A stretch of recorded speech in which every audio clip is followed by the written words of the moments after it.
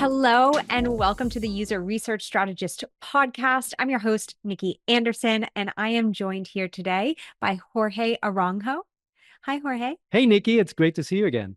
Yeah, so excited to have you on for our amazing topic. But before we dive into AI and design, which I'm sure our audience is going to be really excited to hear about, can you just give a brief introduction to everybody? Sure. So I'm an information architect, which I think for a lot of folks in UX might be like an old school term. Basically, I help structure websites and applications to make information easier to find and understand. That's the gist of it. I was trained as an architect, as a building architect. But what happened to me is that shortly after I graduated, and I'm going to kind of date myself by saying this, but shortly after I graduated, the web happened, and I basically left my career in architecture to design websites at the time. And I gravitated towards information architecture and have been doing that kind of work ever since. I actually am a huge fan of information architecture. I think it's so fascinating and there's so many different facets to it. What I would love to do now is talk about the inverse of IA and talk about AI. I had to throw that in there. And since we're going to do it, we're going to dive into this topic. So let's go into the deep end. When it comes to AI, what are you thinking about? I want to know everything in your head. Well, the first thing I'll say is the confusion between AI and IA kind of plagues me, and it's made worse by the fact that in Spanish, which is my native language, the acronyms are exactly inverted. So it's AI and IA mean the opposite in the other language. No. So yeah, so it's a model which befits an information architect to be dealing with these kinds of things, right? So during the intro, I said that I left my career in architecture when I first saw the web. And what you might take from that is that I interpreted the web to be a pretty significant development at the time, right? It's like, oh my gosh, I saw this technology and it was like, this is going to change everything. Even though at the time, a lot of folks didn't know what to do with it. And it was seen, I think, by a lot of people as a novelty, perhaps, or maybe something that was going to be a passing fad. I firmly believe that it was a transformational technology to the degree that I pivoted my entire career in that direction. And I'm feeling a little bit like that about the AI stuff. So I feel lucky enough to have had my career at a time when there have been two transformational technologies that have burst into the world, right? And much like the web, the AI stuff is still kind of in its early days. A lot of folks don't really know what to do with it, but I think a lot of people recognize that it is a major, major change. And I, like many people, I'm trying to figure out what this means for my discipline in particular and the field of user experience design more broadly. I've been doing a lot of experimenting with using AI to assist my work in various ways, and I'm happy to discuss those if you want to go there. Yeah, absolutely. And I think when you say the phrase burst into the world, that's kind of what it feels like happened. I remember somebody said something about ChatGPT in passing, and I was like, oh, whatever, that's gonna die down, and I'm not even gonna bother downloading it. And now it's a way of life. It's just part of our life. And so I would love to actually first, before we get into some of those experimentations, which we're totally going to talk about, is understand from your perspective, how has it changed the landscape of user experience design for you, and what have you seen it change? Well, for me personally, I've been working very diligently to try to understand these technologies because, as with many new technologies, there's a lot of hype. There's a lot of, well, let's say chatter, right? Like hype sounds really judgy. There's a lot of chatter. A lot of it is rooted in wishful thinking, I think. Some of it is rooted in a kind of misunderstanding of what technology is about. And some of it is rooted in just kind of hostility towards technology. I think that that's something that has happened to, well, in the media, I would say over the last 5 to 10 years. And it's worth acknowledging that this technology is coming on the heels of the whole cryptocurrency stuff, which kind of petered out, right? So there's, there are reasons for people to think, well, there's a lot of hype around this and it might be a flash in the pan or whatever. Yeah. So rather than read about it, I've been immersing myself in the technology to try to understand what it's really good for, like how it can help me. And my top level conclusion so far is that the technology in its current state is best for augmenting humans rather than replacing them.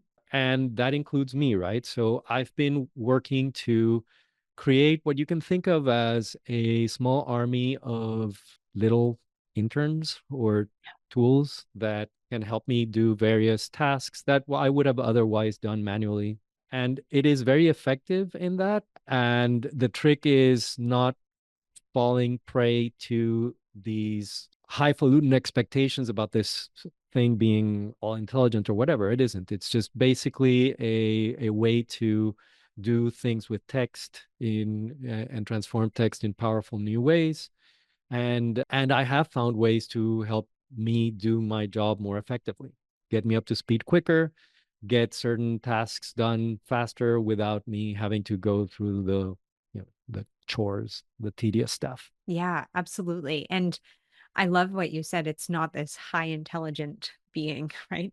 It's not this all knowing tool. And I think that we, as humans, we almost want it to be, but also don't want it to be because we want it to help us in a degree that is super duper helpful, but we don't want it to take over our lives and jobs. And I've seen a lot of hostility in the UX, specifically user research space, because that's what I follow so much of, toward AI.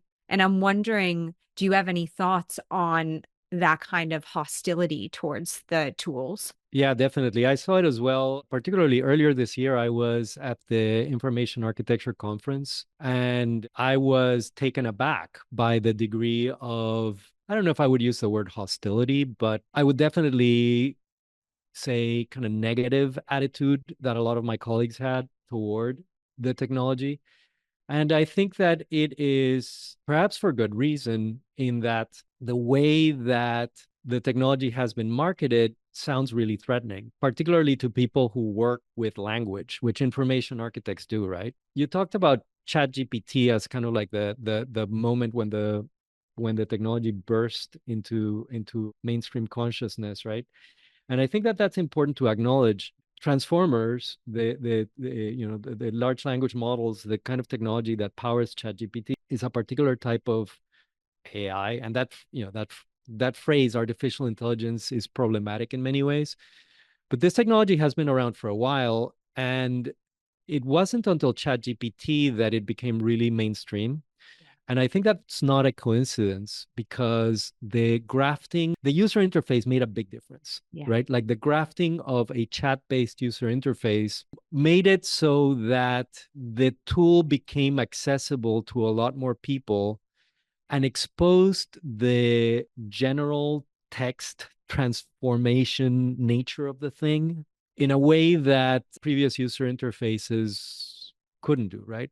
Yeah. And the thing that I think a lot of people find threatening is that these large language models are very good at simulating the kind of conversations that you would have with a human actor. It's natural for people to feel threatened by these tools that have been marketed as being intelligent, right? Like I said, that the phrase artificial intelligence is problematic. I think that's part of why it's problematic, because it anthropomorphizes these technologies, right? And our mind immediately goes to, well, it's going to replace our jobs. But then you start working with it and you realize that it can make mistakes, right? And it's like, well, we're putting it in, we're tempted to put it into these situations where it's going to be making important decisions or creating important documents or whatever, and it's not entirely reliable, right? So it's understandable to be apprehensive about it. I think that the key, though, is when you start working with it, you develop a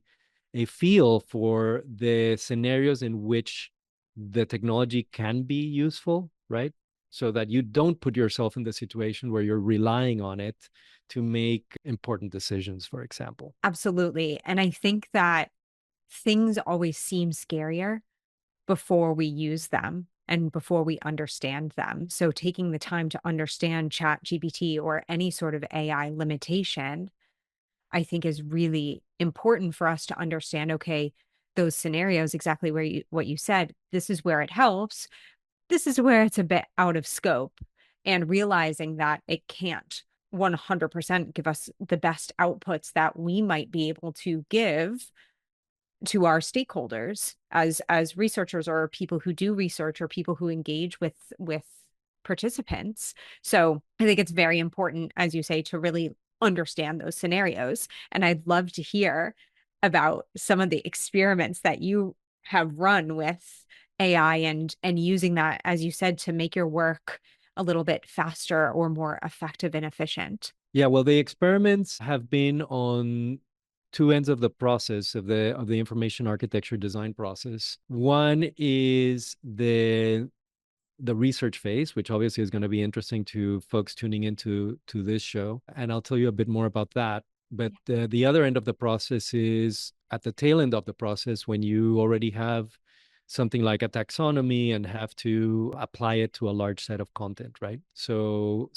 one is kind of on the front end of the process, and another use is on the tail end of the process. On the front end of the process, like I was saying earlier, when you're doing information architecture, you begin by doing research, right? As with many other design processes. In information architecture, you want to understand the context in which the project is being developed, right? So what are the business goals? Who are the stakeholders? All that stuff, right? Like who are the competitors? You want to understand the people that you're designing for, their mental models, how they understand the subject domain, the language they use, and you want to understand the content that you're going to be working with.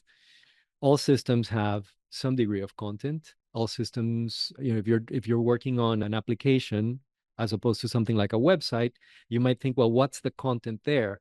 Well, if the application is enabling you to accomplish certain tasks, you have certain concepts that you need to be able to see in the user interface to allow you to do the right things at the right time. So I think of all of that as kind of like the content of the system, right? For systems that have a lot of content, like websites, for example, one of the things that you need to do when you're doing an information architecture design project is you need to come up to speed with the content in the system.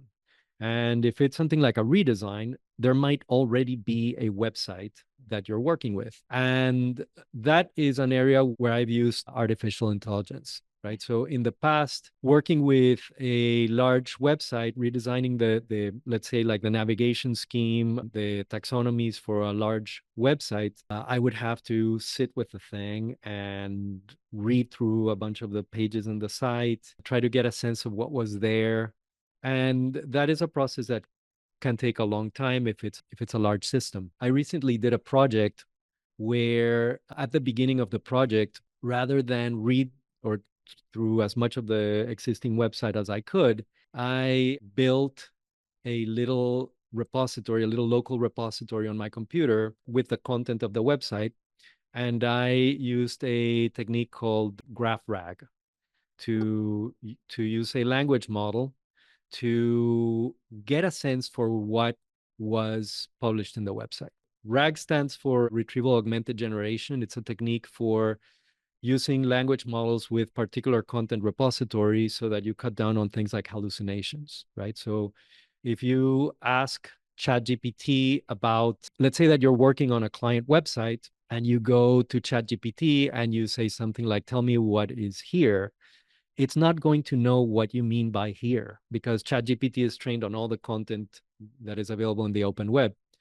With something like RAG, you are working with a specific content repository. And if you ask it, tell me what is here, it's going to know that you're asking about that particular context. So that cuts down on things like hallucinations. But the technique that I was using is called the graph rag. And the graph part is important because the way that this technique works is when it's building the little repository that you're going to be interacting with, it builds a knowledge graph of the content that is there so that it's doing the augmentation of the retrieval augmentation piece. It's doing the augmentation by creating and consulting a knowledge graph.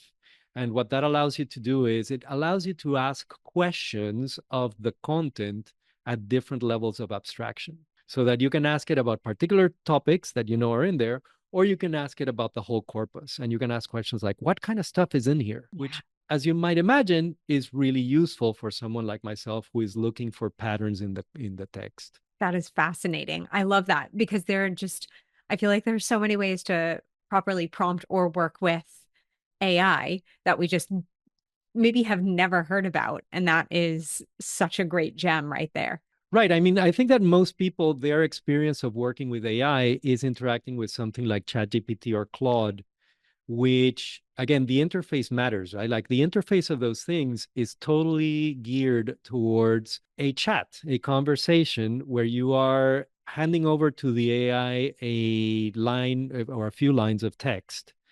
It's not geared for saying, here's this entire website. Yeah. What can we learn from it, right? So the techniques that I'm talking about require using different kinds of tools. The graph rag technique that I'm talking about, I'm using an open source tool that Microsoft released to do this kind of thing, and it works on text files or CSV files on your computer, right? So you have to work using APIs, whether it's one of the APIs for one of the model providers or a local, you can download a local model like a Llama and work that way on your computer. But the point is, you're not sending over to the LLM these short snippets of text. You're working in different ways, right? It's a completely different modality, and that's why I say it's really important to roll up your sleeves and get to work with these things, because if all you are exposed to is something like ChatGPT, you're only kind of scratching the surface of what these things can do. Yeah, you're limiting, I guess, the capabilities because those capabilities within ChatGPT are limited. They are limited, and these models have this concept of a context window, which is the very. I'm going to generalize, perhaps oversimply. It kind of maps to the amount of text you can send over to it for it to work with, right? Either through the thing that you're typing into the chat box or whatever it preserves as the context for your conversation. Those things are still relatively limited, so you can't pass it like the entire corpus of a large website, right? And even if you could, that might be TMI, and it's going to, the model might get lost in the weeds.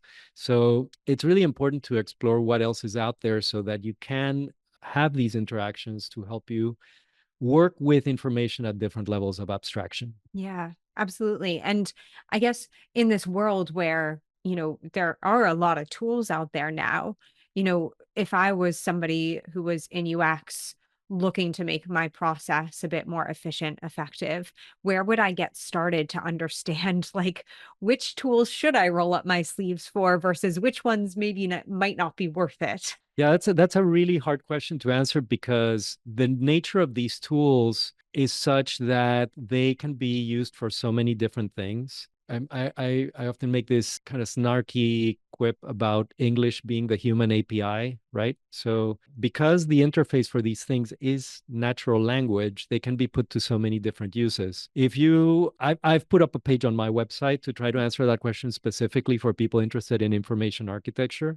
So if you narrow down the question a bit and say, well, where can you get some information about how to use these things or where to get started in the context of I would point people to that page on my site. There are probably similar resources for people who are interested in using it for research or for other phases of the design process.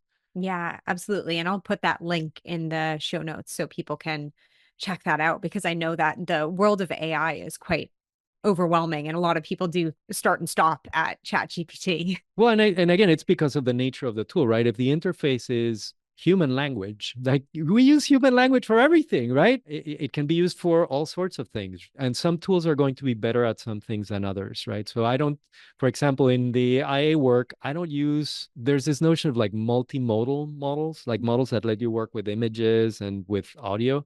Like I've used those for things like transcribing research interviews, but for this other stuff that I'm talking about, I'm kind of working exclusively with text, right? So if you're someone who is designing more visual stuff, the things that I'm talking about are not going to be useful to you, right? So there's different uses depending on, or different tools depending on what you are using it for. Yeah. And I think it's less about being afraid and threatened about them and being like, okay, curiously, how can this help me in my process? And reframing that mindset. Yeah, I think that the mindset matters a lot. My impression after now, it's been a while that I've been working with these tools, is that despite what you might hear, especially from some of the AI companies themselves, these tools are not really ready to replace humans, particularly a lot of the types of jobs that we're talking about here. It's better to think of them as means to augment your work. And by augment here, I mean help you do it faster, help you do it at greater scale, right? So it might be that in the past I might have been able to read n number of pages in this new website. And now I can have this assistant that is going to read n to the power of something, because it can do it so much faster than I can, right? And the trick becomes, well, how do you become an effective manager for these things? Meaning, how do you prompt them? How do you process their output? How do you set them up to help you do your job better? So it's not that they're going to replace your job, it's that they're going to help you do your job better. Yeah, I love that. Okay, we're actually coming up to the end of our time, which is unbelievable. I can't believe how fast this went. But I'm curious because normally I ask for one actionable thing, but I might try something a little bit different and ask you, is there a favorite prompt that you have for any of these? Maybe if you have any for like Claude or ChatGPT that are more used that has helped you with making your work more impactful or efficient or effective. Yes, I do have a prompt that I like a lot. I don't use it as much in the context of information architecture work. I use it instead when I'm writing. This is another use case that a lot of people are using these tools for, right? And again, my approach is not to see how the tool can write for me. That's not interesting to me, right?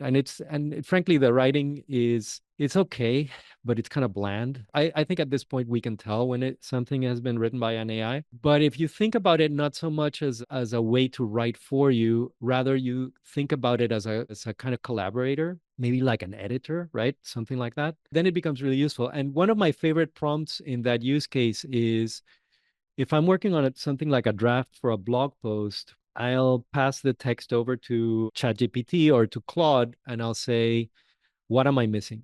And invariably, it will come back with things that I have actually missed, right? And again, the idea there is not to say, okay, so write whatever is missing for me. The idea there is to like nudge me Yeah. to say, oh yeah, I did miss this thing. And then I go back to my draft and I add that, right? So getting another quote unquote pair of eyes. I'm doing it too. I'm anthropomorphizing the thing, right? But it's useful. It's useful to help nudge you so that you do better work rather than replace the work, replace you in doing the work. And I think that's such a great prompt because you could feed in anything. You could feed in a research plan, you could feed in a report, you could feed in a blog post, literally anything and ask that question. And that would be such an effective way to get feedback. Yeah, absolutely. And sometimes the very act, and this is not for that prompt, but I find that the very act sometimes of asking the LLM something, the very act of formulating the question helps me clarify my own thinking, right? So that, I mean, that's something that we experience when we're talking with humans as well. Sometimes we might have a problem, and just having a conversation with someone helps you clarify your own thinking. This applies with these tools as well, right? So I encourage folks to try them out. And again, roll up your sleeves, look beyond the chat interface, and see what else is out there because these tools are truly transformational. I think that they are going to change the world.